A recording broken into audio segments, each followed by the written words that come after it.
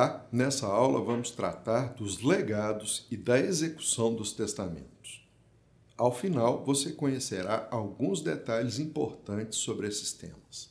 Legado é, em termos grosseiros e simplistas, a doação de um ou mais bens determinados em testamento. Em termos mais sofisticados, é a transmissão por testamento de um ou mais bens determinados a uma pessoa.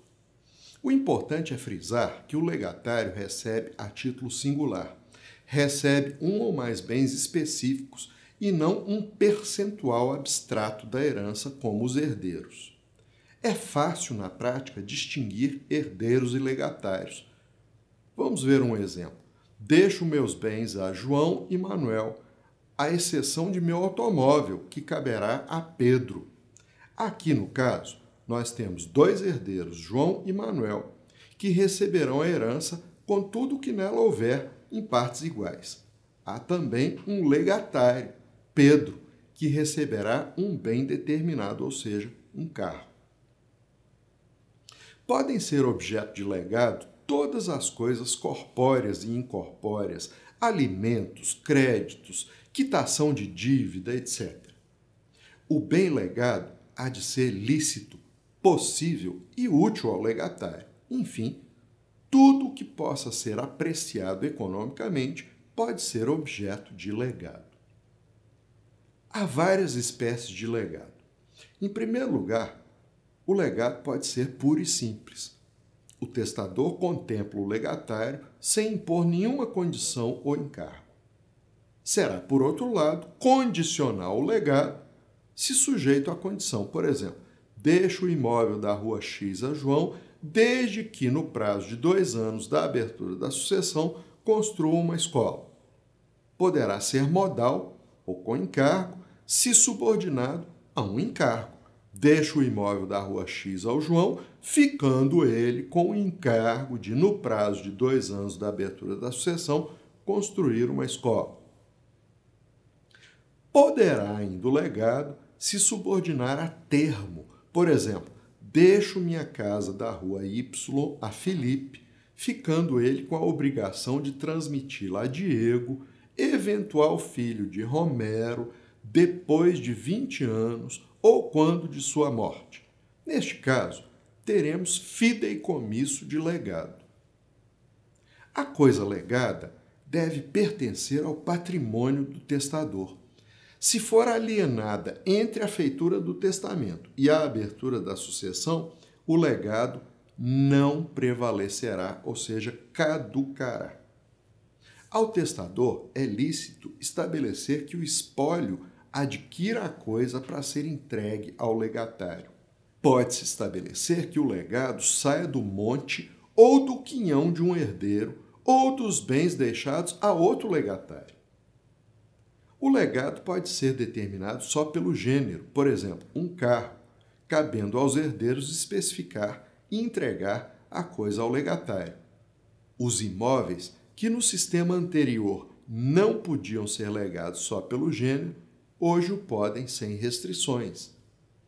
O legado pode se referir a um bem universal, como uma biblioteca.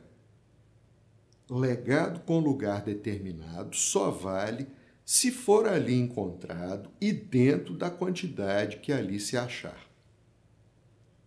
Se houver remoção temporária, subsiste o legado.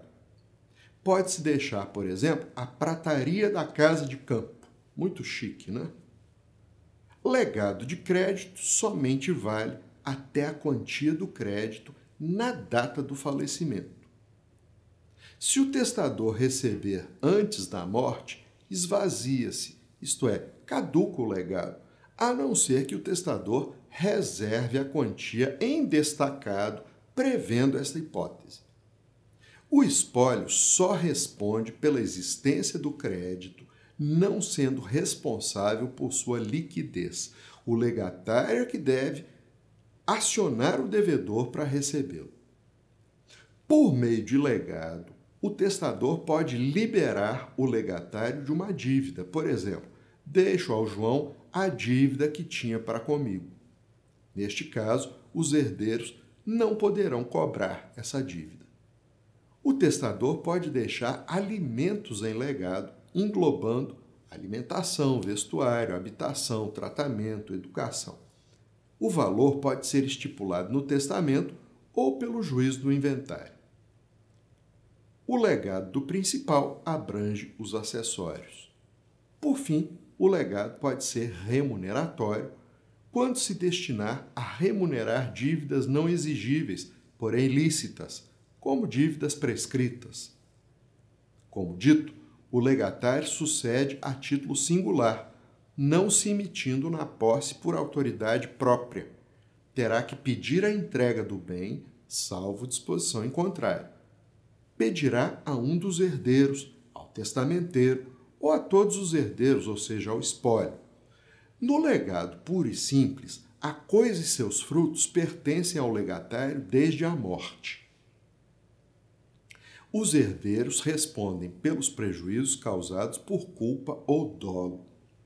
Sendo o legado de dinheiro, correrão juros desde a data em que o espólio for interpelado a entregar. Porém, sendo de renda, a data inicial para o primeiro pagamento corre desde a morte.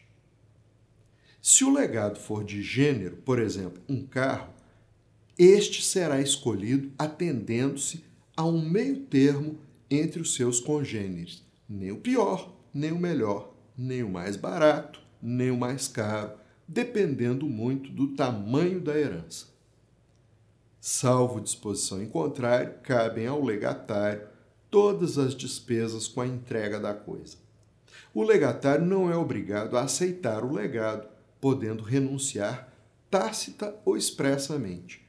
Um exemplo de renúncia tácita seria o seguinte: A, tendo recebido um legado subordinado à condição suspensiva, simplesmente deixa de implementá-la no prazo. Neste caso, nada receberá, uma vez que a condição não se implementou. Terá ocorrido renúncia tácita. A renúncia parcial só é possível se o legado se compuser de coisas divisíveis. Os legados podem caducar por motivo superveniente ao testamento. Os casos de caducidade são os seguintes, dentre outros. Primeiro, anulação do testamento. Segundo, modificação da coisa.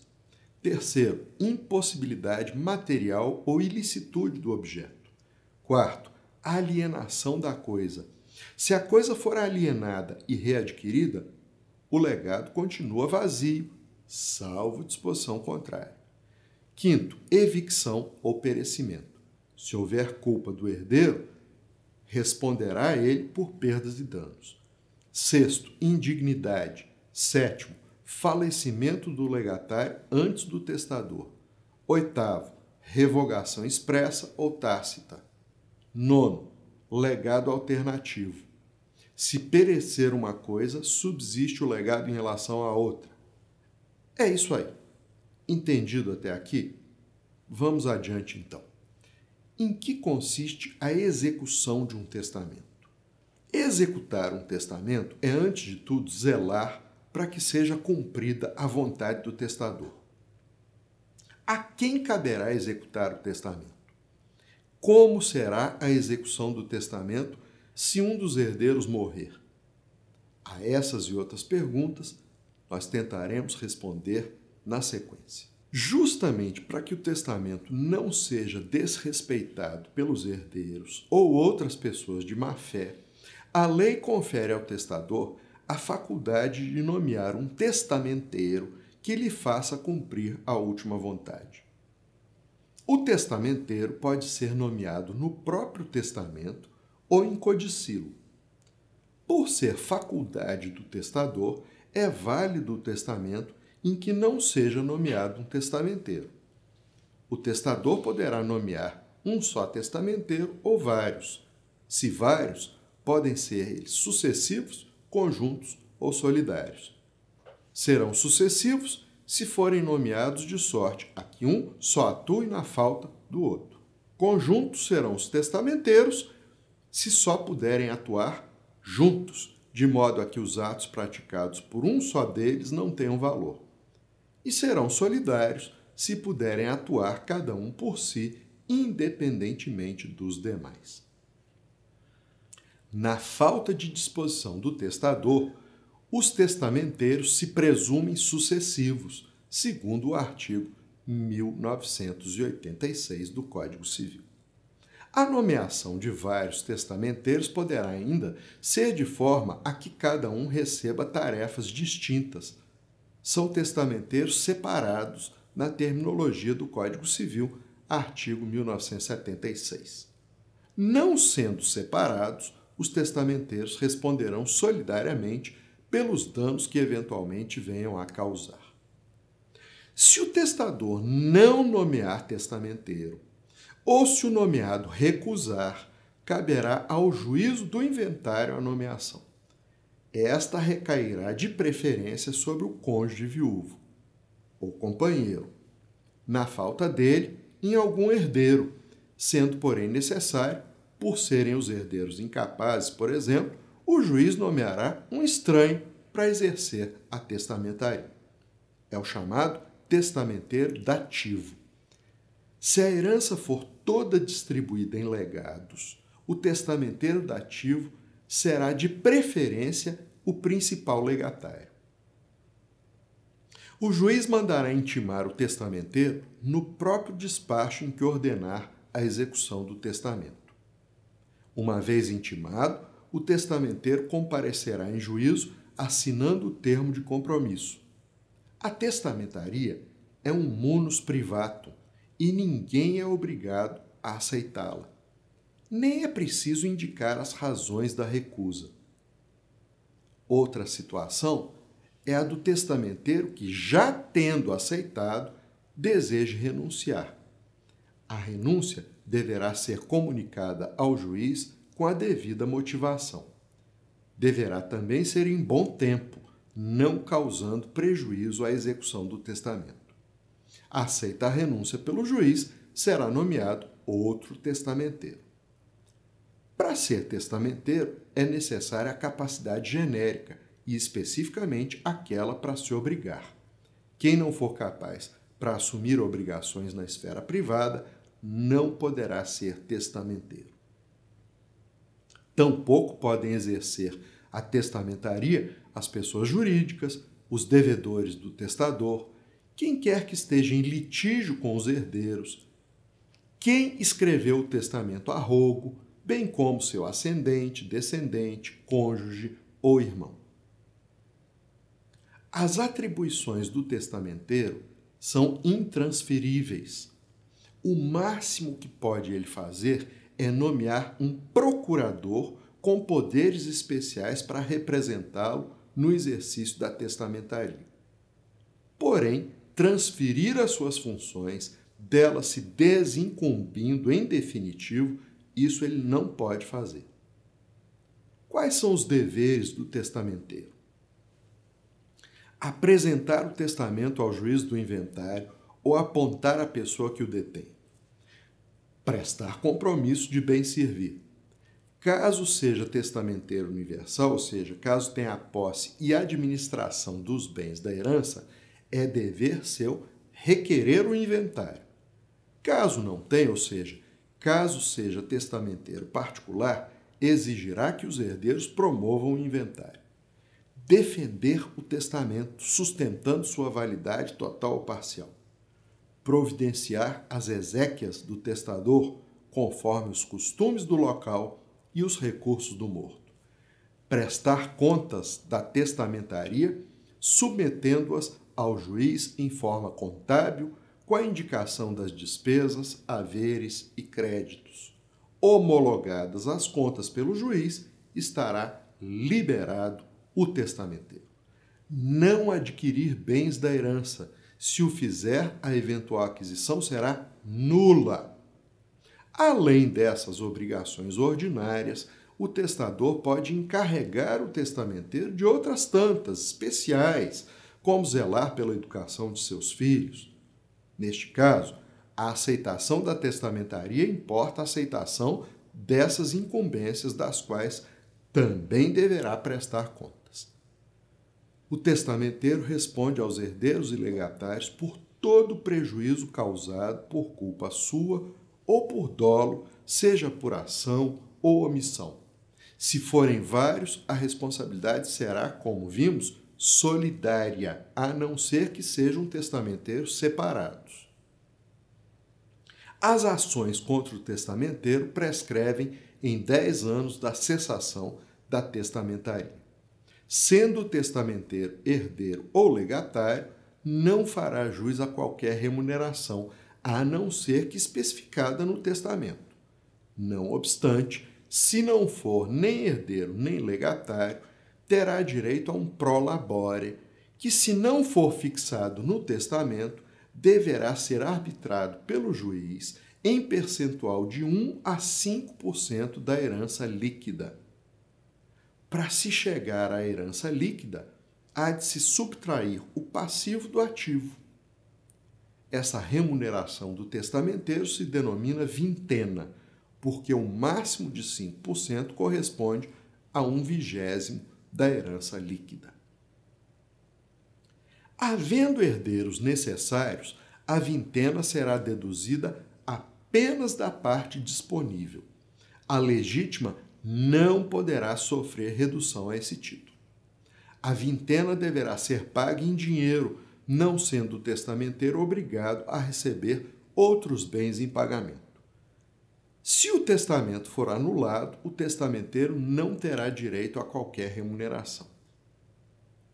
Encerra-se a testamentaria por várias causas, dentre elas, pela conclusão dos trabalhos e respectiva prestação de contas, pelo decurso do prazo de 180 dias, a não ser que haja prorrogação, pela morte do testamenteiro, pela renúncia, pela incapacidade superveniente do testamenteiro, pela destituição do testamenteiro pelo juiz, pela anulação do testamento, entre outras. Entendida a testamentaria, vamos ao direito de acrescer.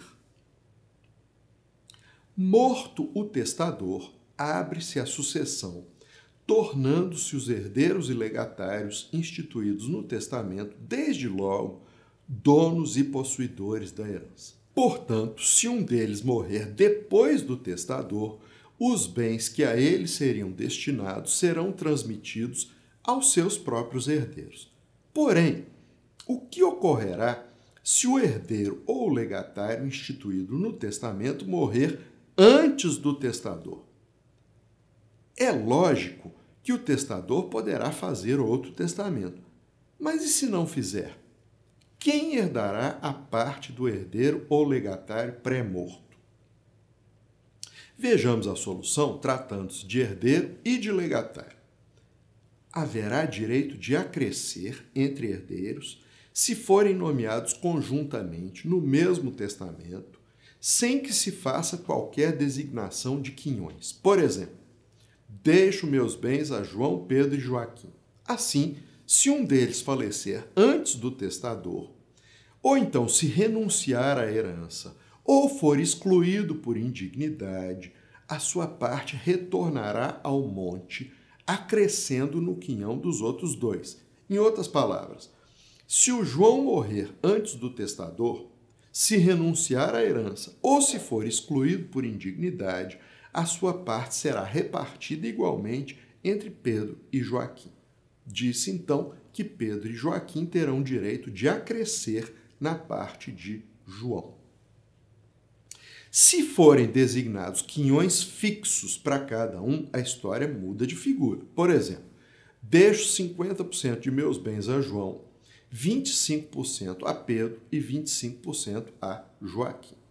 Supondo que o João morra antes do testador, que renuncie ou seja excluído por indignidade, que ocorrerá com seu quinhão? Será ele distribuído entre Pedro e Joaquim? A resposta é negativa.